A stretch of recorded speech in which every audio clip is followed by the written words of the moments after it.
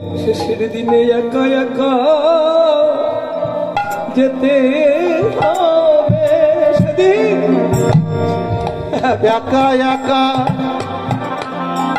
যেতে হবে। তোমার সাজানো সংসার সকলই পড়ে পড়ে রবে, একা একা যেতে হবে। ওরে সাজানো সংসার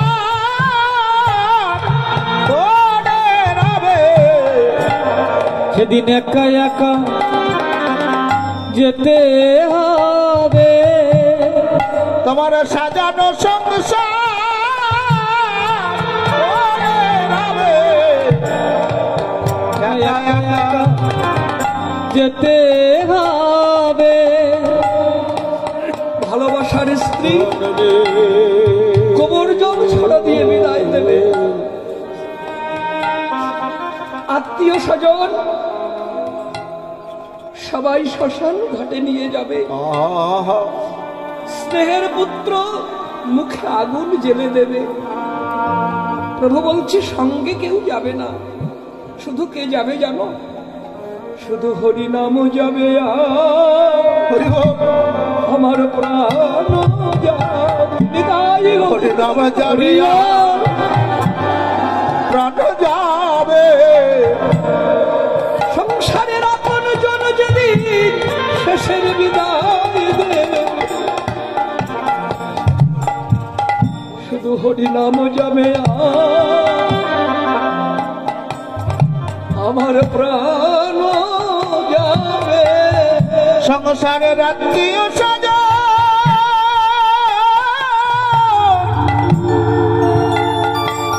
সবাই বিদায় দেবে, সঙ্গে নাম যাবে আর প্রাণ যাবে। হরিনাম ছাড়া বান্ধব কেউ নাই। তাই প্রভু বলছে, ওরে ভাই, এই কলিযুগে যদি যেতে চাও বড় পারে, তবে একবার প্রেমানন্দে বাহু তুলে হরি বলো সবে।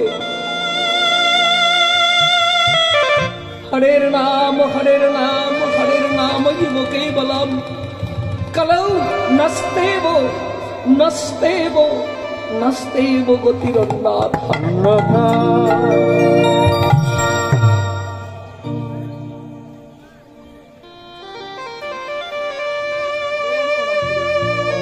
সদী ভক্তমন্ডলী বাবারা, আমার মায়েরা,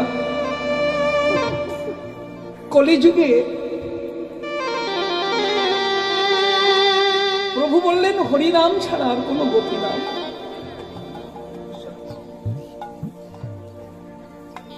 এই যে তিনবার চৈতন্য শাস্ত্র কি বলছে? হরের নাম হরের নাম হরের নামৈব কেবলম, কলৌ নস্তেব নস্তেব নস্তেব গতিরন্নাথ। নস্তেব কবার বললেন? কবার বাবা? তিনবার। তিনবার নাস্তেব বললেন কেন?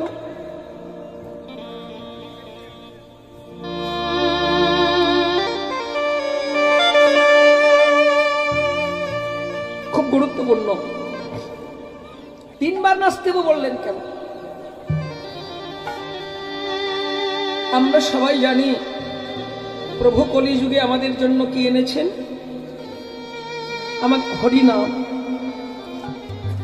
খুব গুরুত্বপূর্ণ মা, কালের থেকে হাতটা নামান। এই যে কলিযুগে আমরা হরিনাম করব কেন? আস্তে আস্তে। হ্যাঁ হ্যাঁ, আমরা সবাই জানি বা মানি হরিনাম তত্ত্ব, শাস্ত্র তত্ত্ব, বিচার আমরা সবাই একটু একটু জানি। সেটা কি? আস্তে। শাস্ত্র বলছে হরিনাম পরব্রহ্ম, না বাবা? হরিনাম পরব্রহ্ম। আপনারা বিচার করুন, এই যে গতদিন আমরা এসেছি সন্ধ্যাকালে দেখছি এখানে হরিনাম হচ্ছিল, তাই না বাবা?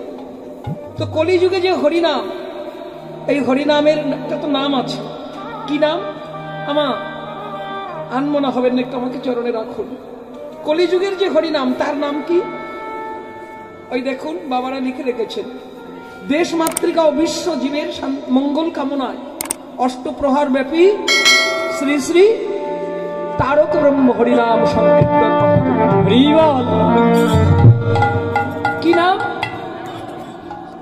তারক ব্রহ্ম হরিনাম। তাহলে আপনারাই বলুন, হরিনাম যদি পরব্রহ্ম হয়, কি সুন্দর অমৃত আলোচনা দেখুন। সত্য যুগে হরিনাম ছিল পরব্রহ্ম, ত্রেতা যুগে হরিনাম ছিল পরব্রহ্ম, দ্বাপর যুগে হরিনাম ছিল পরব্রহ্ম। কিন্তু কলিকালে কি হরিনাম পরব্রহ্ম আছে? আছে না। কলিযুগে মহাপ্রভু করুণা করে তার নাম দিয়েছেন কি? তারক ব্রহ্ম হরিনাম। প্রশ্ন করুন নিজে নিজের কাছে, হরিনাম যদি পরব্রহ্ম হয়, তাহলে সত্য ত্রেতা দাপরের পরে হরিনাম কেন তারক ব্রহ্ম হলো? প্রশ্ন হবে না বাবা? কি বাবা, কলিযুগে তো তারক ব্রহ্ম হরিনাম, নাচদেব বললেন কেন 3 বার? কারণ সত্য যুগেও হরিনাম ছিল, ছিল না? ওই যে নারায়ণ পরাক্ষরা নারায়ণ পরাবেদা, এটা সত্য যুগের হরিনাম। শাস্ত্র বলল নাচদেব না, সত্য যুগে হরিনাম ছিল, কিন্তু সে হরিনাম আশ্রয় করে ভজন করে কীর্তন করে জীবের উদ্ধার হওয়ার কোনো পথ ছিল না। শুনে নেন, খুব অমৃত আলোচনা। নাচদেব কেন বললেন সত্য যুগে? নাচদেব না, কৃতে যোদ্ধায়াতে বিষ্ণু। সত্য যুগে নাম ছিল, কিন্তু নাম করে জীবের মুক্তির পথ ছিল না। কি করতে হতো? সত্য যুগে যদি ভজনের পথ, মুক্তির পথ পেতে হতো, যোদ্ধায়াতে বিষ্ণু, অর্থাৎ বিষ্ণুর যজ্ঞ, বিষ্ণুর ধ্যান করে তবে তার কৃপা লাভ পেতে হতো। তাই বললো নাচদেব না। সত্য যুগে হরিনাম ছিল, তাতে জীবের উদ্ধার হলো না। সত্যের পরে কোন যুগ? ত্রেতা, সেখানেও হরিনাম ছিল। ত্রেতা যুগের হরিনাম কি? যে রাম নারায়ণ ছিল না মা? বলছে নাচদেব না। একটু বেশ বাড়িয়ে দাও না বাবা। ও মাইক ম্যান দাদা, হরে কৃষ্ণ, মাইক ম্যান দাদা দেখে দেন, একটু বেশ দাও না, নাকি নাকি হয়ে যাচ্ছে। শুধু এটা দিলে হবে, একটু বেশ দাও। ত্রেতা যুগে নাচদেব কেন বললেন?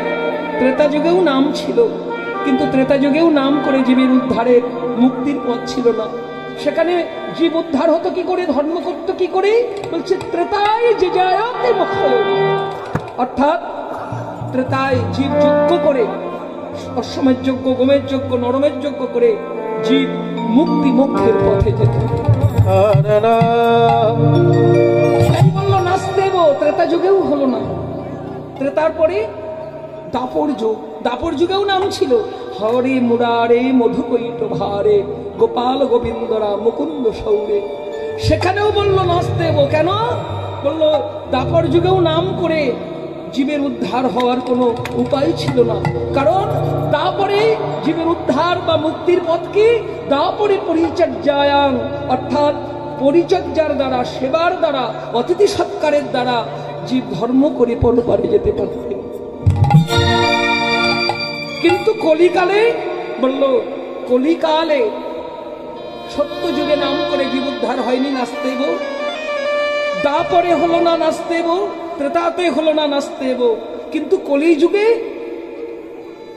সত্য যুগের মতো সত্য নারায়ণের ধ্যান করতে হবে না, ত্রেতা যুগের মতো যাগযজ্ঞ করতে হবে না, কলি যুগে দাপর যুগের মতো তোমার সেবা পরিচর্যা করতে হবে না।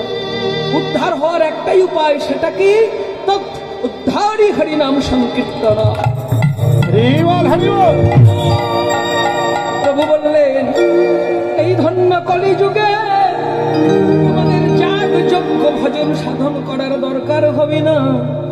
শুধু কলি যুগে একবার বদন ভরে হরিবল ভাই হৃদয় গৌর একবার বদন ভরে হরিবল ভাই, একবার বদন ভরে হরিবল ভাই, একবার বদন ভরে হরিবল ভাই। হরিনাম হরিনাম হরিনাম করো সার, হরিনাম বিনা কলিযুগে জীবের গতি নাহিয়া। তাহলে কলিযুগের হরিনাম কি বললাম? আমার কথা বললে তো কীর্তন বোঝা যাবে না, আমার সঙ্গে কথা বলতে হবে। একটু কৃপা করে আমাকে চরণে রাখুন, আর কীর্তন বুঝে কীর্তন শুনুন, তবে ভালো লাগবে। হ্যাঁ, কলিযুগের হরিনামের নাম কি বাবা? এই একটু আগে বললাম হরে কৃষ্ণ নাম, সেটা তো নাম, কিন্তু পরব্রহ্ম নয়, তারক ব্রহ্ম হরিনাম। বাহ, এটা কে এনেছেন? মহাপ্রভু এনেছেন আমাদের জন্য। আচ্ছা, প্রশ্ন হয় না, শাস্ত্র বলছে একবার হরি নামে যত পাপ হরে, কলিযুগে জীবের সাধ্য নাই, জীব কত পাপ করে। আমি প্রশ্ন করি আপনাদের চরণে, আচ্ছা আমরা তো সবাই নাম করছি, নাম শুনছি, নাম গাইছি, তো বুকে হাত দিয়ে বলুন তো বাবা, যে আমার তাপ নাই, আমার জ্বালা নাই, আমার যন্ত্রণা নাই, দুঃখ নাই। কি মা, আছে তো? দুঃখ আছে? তাহলে নাম করে কি জ্বালা জুড়াচ্ছে? হ্যাঁ কি না বলুন? হ্যাঁ, জ্বালা দূরে যাচ্ছে না। কেন যাচ্ছে না? মহাজন বলছে ওই একবার করার মতো করা বোধ হয় আমাদের হচ্ছে না, হয় না। খুব গুরুত্বপূর্ণ আলোচনা করছি মা। কলিযুগে আমরা তারক ব্রহ্ম নাম করব কেন? তারক ব্রহ্ম নাম করলে কলিজীবের কি লাভ হবে, মানে আমাদের কি লাভ হবে? তারক ব্রহ্ম শব্দের অর্থ কি, আর তারক ব্রহ্ম নাম করলে জীবের লাভ হবে? সময় তো 3 ঘন্টা, তাই ছোট্ট ছোট্ট করে বলবো, বাড়াবো। তারক ব্রহ্ম জীব গোস্বামী বা লঘু ভাগবত অমৃতে খুব সুন্দরভাবে অমৃত বর্ণনা করেছে। আমরা বাড়াতে পারছি না, সময় অভাবে ছোট্ট ছোট্ট করে বলছি। ব্রহ্ম, তারক ব্রহ্ম, তো ব্রহ্ম হলো আদিনাথ, শ্রী ভগবানের বিজয়। আর তারক শব্দের অর্থ কি? জীব গোস্বামী পাদ ব্যাকরণ করলেন তারক, অর্থাৎ তাবয়তি য তারক, অর্থাৎ যে নাম আশ্রয় করলে কলিযুগের ভ্রমান্ধ কামান্ধ স্বরূপ ভোলা আত্মঘাতী লক্ষ্যভ্রষ্ট কলির জীব, যে নাম আশ্রয় করলে সংসার মায়া সমুদ্র অনায়াসেই তারণ হয়ে যায়, তাহাকেই তারক ব্রহ্ম হরিনাম বলা। হরি হরি।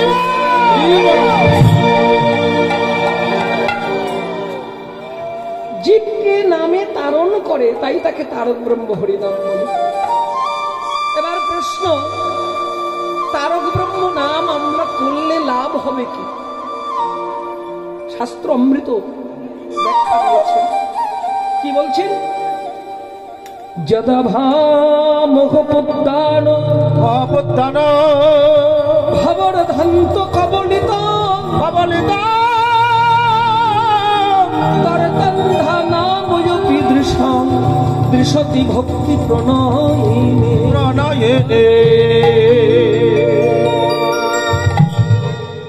সংস্কৃত আমরা সবাই বুঝি না, তাই না? বাঙালি, বাংলা বললেই সহজে বোঝা যায়, তাই না বাবা? একেবারে সহজ করে বলছি বাংলায়। তারক ব্রহ্ম হরিনাম করলে কলিকালে জীবের কি লাভ হয়?